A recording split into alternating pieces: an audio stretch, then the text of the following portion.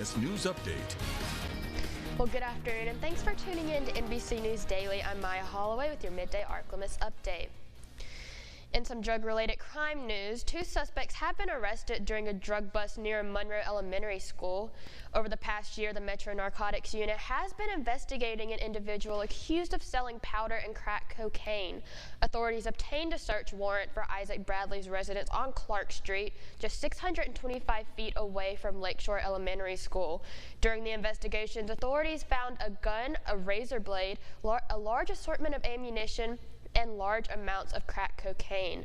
Officers identified another suspect allegedly involved in distributing the narcotics, Bradley's girlfriend, Hallie Washington. Both were arrested, and you can find a list of their charges plus more details at myarklamiss.com. Now moving on to some Arkansas news, the trial for a Hutting man involved in a multitude of charges began on Thursday. Judge Jim Andrews is presiding over the case, which is expected to last 2 days. NBC 10's J.W. Meisenheimer attended the trial and has that story. On August 18, 2020, Lovell Govan allegedly waited in the victim's home until the victim and her 17-year-old daughter arrived.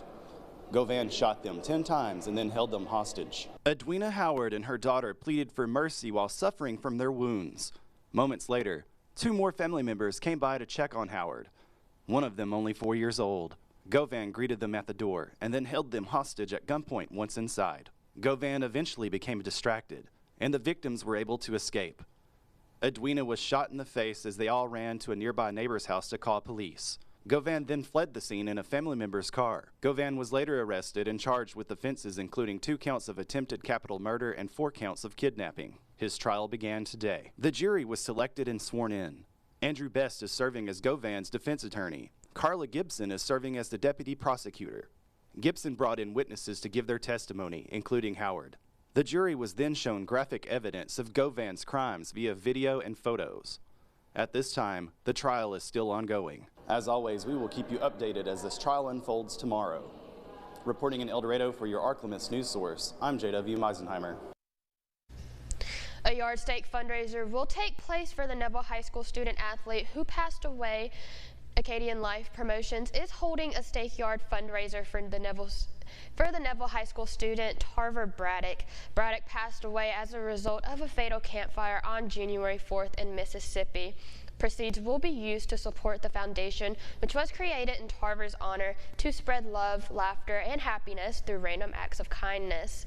The event will be a quick sale, and viewers are asked to order their signs as soon as possible. The goal is to have hundreds of signs in lawns across Monroe in time for what would have been Tarver's 17th birthday on April 4th. You can find more information on how to get involved at myarklamiss.com. And now, exclusive Storm Tracker Doppler weather with meteorologist Chase Ward.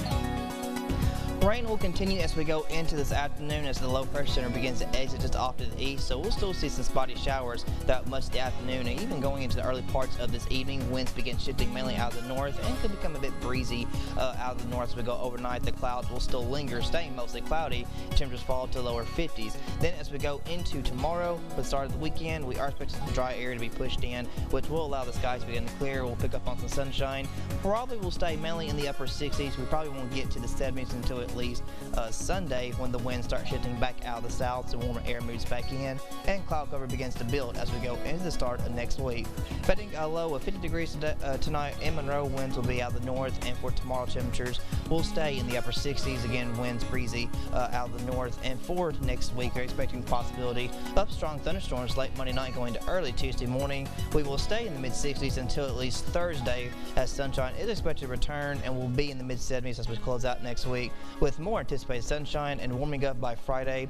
Overnight lows will stay mainly mid 50s and then falling next week as the skies clear to the lower 40s starting on Tuesday and Wednesday, and will last through Thursday and Friday as well. So enjoy much of this weekend. Of course, we'll monitor the severe threat over the weekend for late Monday night to early Tuesday, and of course will be much drier late next week.